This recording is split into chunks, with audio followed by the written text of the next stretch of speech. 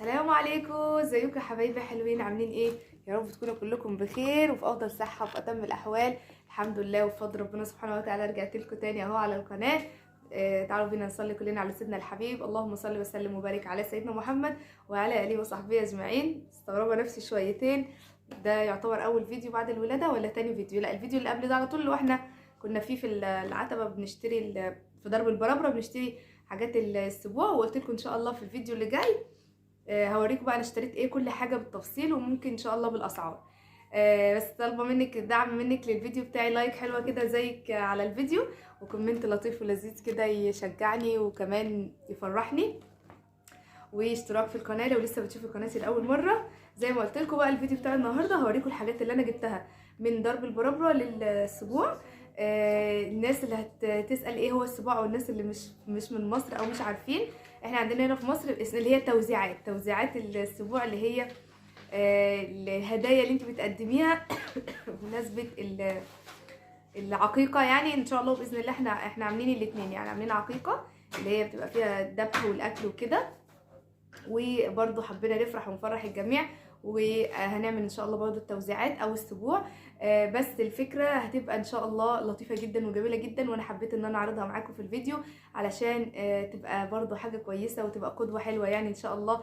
وانا ان شاء الله لو حد عملها يعني انا هاخد حسنات زيه، يعني الحد ده هيعملها هياخد حسنات وانا كمان هاخد حسنات بعدها. تعالوا بقى عشان مرغيش كتير كالعاده ابدا معاكم واقول لكم انا اشتريت ايه. زي ما قلت لكم انا اشتريت الحاجات دي من درب البرابره، معروفه يعني في القاهره او معروفه في الدنيا كلها ان درب البرابره اللي هي في العتبه ده بتاع مستلزمات السبوع. بصوا بقى انا فكره السبوع او التوزيعات بتاعه السبوع زي ما قلت لكم هي فكره ايه لطيفه ولذيذه، وحاجات هناخد عليها حسنات.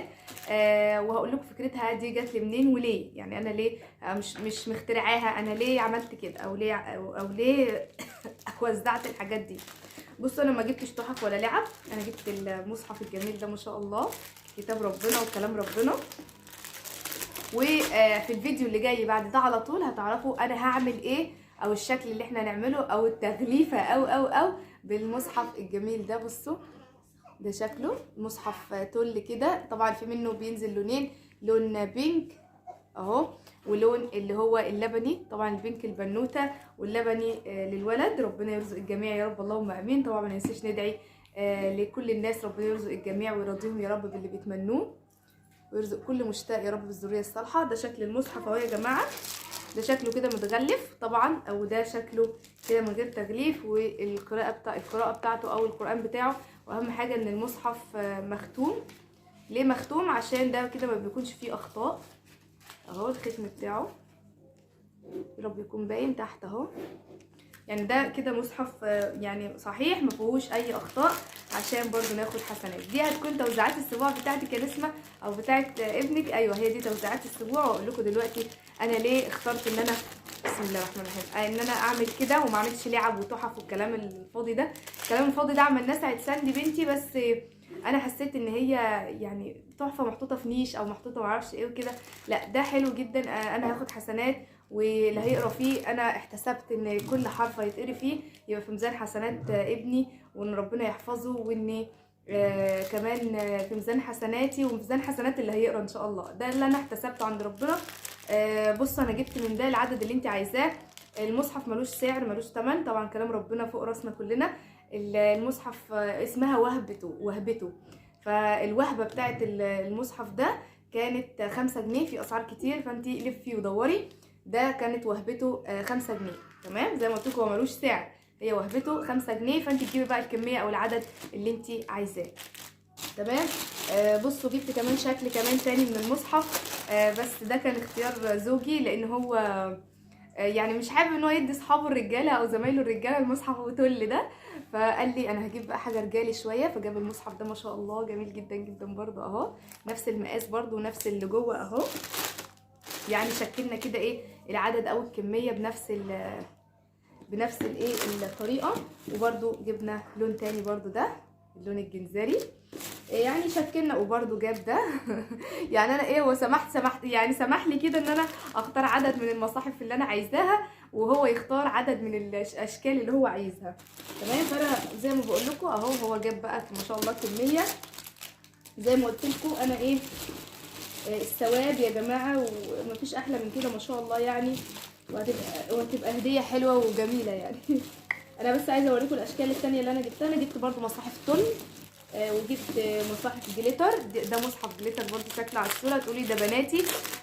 ايوه، عشان ريم عملنا لهاش اسبوع، عملنا لها عقيقه بس، فهي حبيت ان انا افرحها برده واجيب كام مصحف كده في بينك، على اساس برده ان هي ما تحسش بزعل يعني. ساندي اختها عملنا لها اسبوع، وطبعا اخر العنقود مجوشه عملنا له اسبوع، فهي طبعا ما تعملهاش، فقلت لا طبعا لازم نعمل حساب ريم، فجبنا لها المصاحف. ده مصحف على فكره جليتر يعني بيلمع، وحتى في ترتر على ايدي، وهو نفس المصحف كده. تمام. ده سعره اقل، وكمان وده سعره اقل يعني. اتنين دول تقريبا اعتقد ده ب4 جنيه، وهبته 4 جنيه، واللي هو التل ده هو اغلى شويه، وهبته 5 جنيه. تمام. في اشكال تانية كتير جبتها من المصاحف يعني. انا شكلت، بس ده هتشوفوه بقى في الفيديو اللي جاي، واحنا بنقفل الاسبوع لازم تتفرجوا على الفيديو اللي جاي. ماشي. هو ما شاء الله الشنطه مليانه اهي، مليانه كتير. طيب الفكره التانية بقى اللي انا حبيت اعملها وبرده اكتسبتها ان شاء الله عند ربنا، ان هي دي تبقى في ميزان حسناتنا يعني ان شاء الله، وتبقى في ميزان حسنات ابني باذن الله. السبحه الالكترونيه او خاتم التسبيح. تمام. الناس اللي ما تعرفوش، ده خاتم تسبيح بيتلبس كده على الصباع اهو، وبتقعدي تدوسي هنا وتذكري ربنا، تسبيح، استغفار، اي حاجه، وايه ربنا سبحانه وتعالى بقى ايه يستجيب ان شاء الله الدعوات او كل حاجه. انا جبت برده خاتم التسبيح ده، طبعا انا مفضيهم لان احنا كنا بدانا نشتغل بصراحه في العلب بتاعه السبوع اهو. ده خاتم التسبيح، سعره كان يعني انا فصلت شويه مع الراجل ده، تقريبا 5 جنيه يعني، الواحده ب5 جنيه برده. تمام. طيب بصي يا نسمه، انت عملتي ايه او الفكره ايه؟ الفكره هتعرفوها في الفيديو اللي جاي. بصوا بقى، انا كل دول جبتهم من درب البرابره. جبت كمان التوك دي او اللي هي الاكسسوارات دي. ده كيس كده اهو، الازرق ده مكتوب عليه بيبي بوي عشان نقفل بيه. خليها على وشي هنا عشان تبقى باينه اهي، عشان نقفل بيه برده الديكوريشن. عرفت الدسه ب5 جنيه يعني، ال12 واحده ب5 جنيه. وطبعا انت بتجيبي على عدد العلب اللي انت هتعمليها.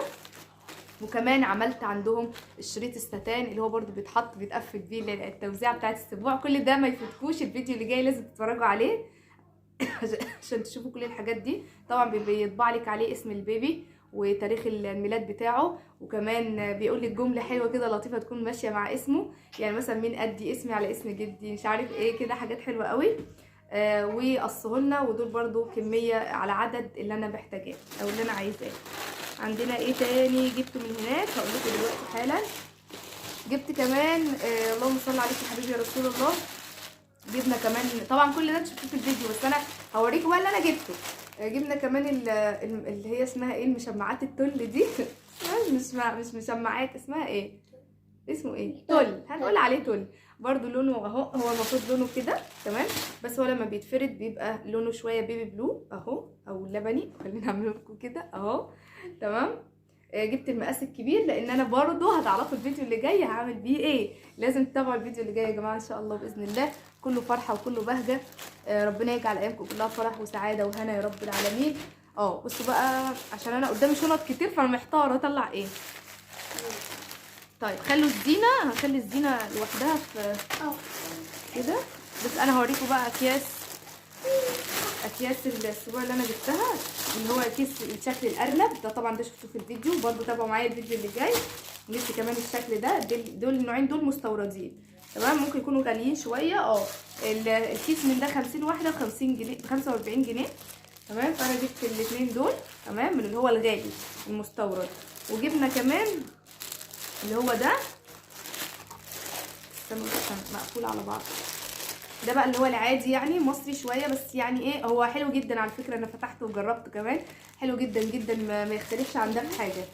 ده ال50 ب15 جنيه، شوفوا فرق السعر، بس جميل جدا. ده هيتوزع وده هيتوزع. وجبنا كمان اللون ده. طبعا كل ده انتوا شفتوه معايا في الفيديو اللي قبل ده على طول، واللي ما شافش الفيديو اللي قبل ده يعني لازم تشوفوه. انا جبنا تقريبا 300 يعني، فيما يعادل 250 او 300 تمام. ودي المفروض ان هي اكياس اللي هي بقى ايه، اللي هيتحط فيها بقى التوزيعات والسبوع والفشار وكل الحاجات دي، وانت كده ايه مدياهم للناس يعني وهم ماشيين. اوريكم شكل الشنطه. مش فاكره دول بصراحه كان بكام بصراحه، فعشان كده انا بقول لكم ايه اهو الشنطه اللي هي كده بتحط فيها بقى ايه السبوع والتوزيعه او المصحف او اللعبه او اللي انت هتديهم للناس وهم ماشيين. برضو شكل الكيس كويس لان هو يا دوب يعني يروحوا من البيت بس مش هيستخدموه مثلا في حاجه تانية. جبت برضو تقريبا دستتين او 3. انا في اكياس تانية انا مش عارفه هي فين، بس انا برضو بحاول ان انا افيد الجميع.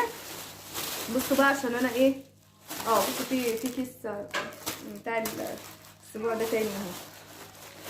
جبنا بقى بصوا حبايبي دي شنطه ورق، بس دي انا ما كترتش منها لان لقيتها غاليه شويه، بس جبتها اللي هي ايه يعني مثلا مش عارفه اقول ايه والله، كل الناس عندي غاليين وكل حاجه، بس اللي هو ايه جوزي مثلا مديره في الشغل معرفش ايه، فاهمين انتوا يعني الحاجات اللي هي ايه دي شنطه عاديه خالص اهي. دي بقى نحط فيها برضو الفشار والسبوع وكده، وجنبها المصحف، وتتقدم برضو ايه كهديه لحد اهي.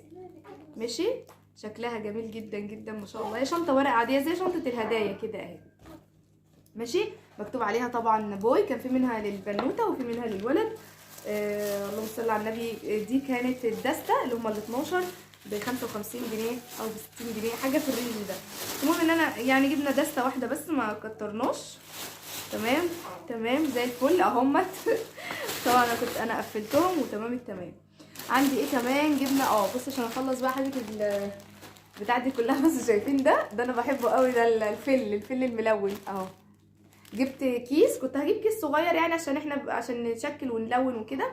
لقيت الكيس الصغير سعره يعني مفيش فرق بين ده وبين ده. لقيت الكيس الكبير اللي هو قد ده كده ب 25 جنيه، فطبعا جبته. قلت هستخدم منه للحاجات اللي هي التوزيعات بتاعه السبوع، والباقي هشيله بقى هستخدمه في اي حاجه تانية. عايزه اعمل هديه لحد او كده، فاهميني. سيبي الستاند يا ريم. ماشي. عايزه اوريكم بقى احلى قسم بقى انا حباه قوي. بصوا بقى انا ليه عملت الفكره دي اهو. ليه دول؟ اشمعنى دول وليه؟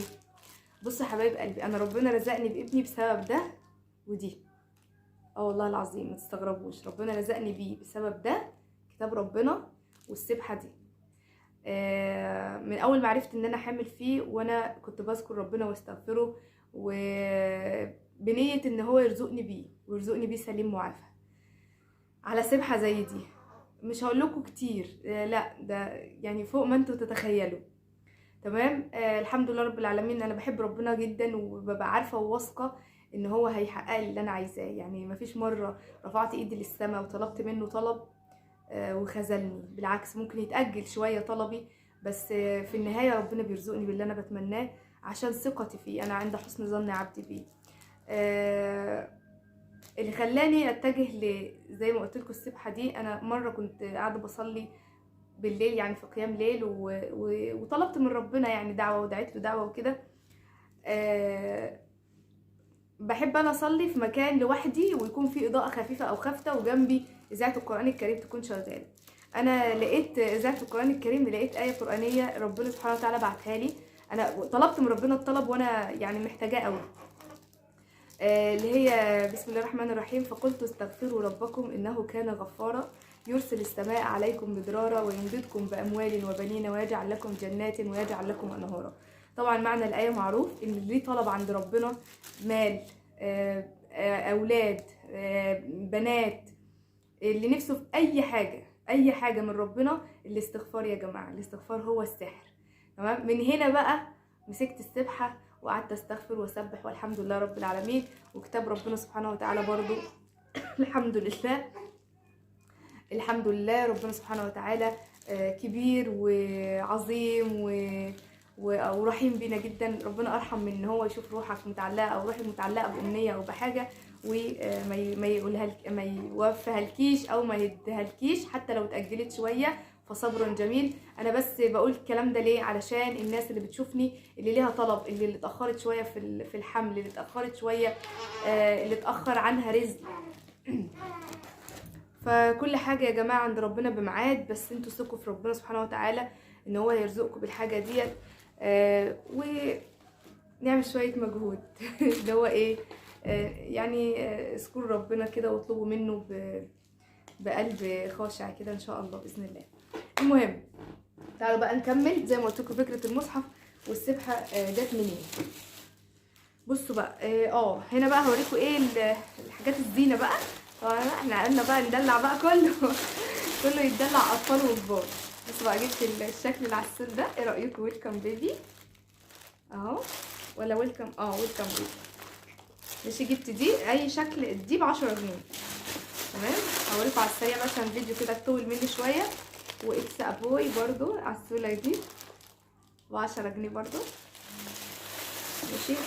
وجبت بقى الساندي وريم عشان ما يزعلوش، كنت بقى ادلعهم، جبت لهم توكه يونيكورن دي علشان يلبسوها يوم الاسبوع اهو. جبت الساندي واحده وريم واحده، الواحده من دول كانت ب20 جنيه تمام. ووفاء اختي بقى بما ان هي عندي، انا قلت بقى هتفرح وتتبسط قوي دي كلمه خالته بس هي جايه عكس عشان التصوير عكس اهي، ب10 جنيه هي التل اللي عدت دي تمام. وجبنا كمان كيس بلالين سيلفر، انا عندي بلالين لونها لبني وعندي بلالين لونها ازرق، فجبت بقى دي سيلفر كمان اهي. الكيس ده كان ب30 جنيه او ب35 جنيه. جبت كمان بلالين هيليوم اللي هي بتبقى مجموعه كده على بعضها، جبت كده 5 اللي هي العربيه ونجمتين ودايرتين اهو تمام. دي كانت المجموعه ب30 جنيه. جبت كمان كلمه بوي اللي هي بتبقى كلمه كامله على بعضها اهي. كل ده هتشوفوه ان شاء الله في تحضيرات استمرار باذن الله. دي الكلمه كانت ب10 جنيه. وجبت الستارتين اللي هي الستاير بتاعه اللي بتتحط دي، جبت 2 سيلفر اهم عشان نعمل ديكور بقى حلو برضو. دول الواحده كانت ب10 او ب15 جنيه تمام. بسم الله الرحمن الرحيم. بصوا بقى عشان ندخل بقى على العقيقه بقى الاكل. جبنا كمان طبعا شفتوا في الفيديو برضو احنا بنلف على الطبق اللي هي دي، الطبق اللي هو بيبقى متقسم بتاع الوجبات عشان ان شاء الله ان في اكل هيتوزع، واكل طبعا الناس لما تيجي باذن الله تنورنا هنا في بيتنا.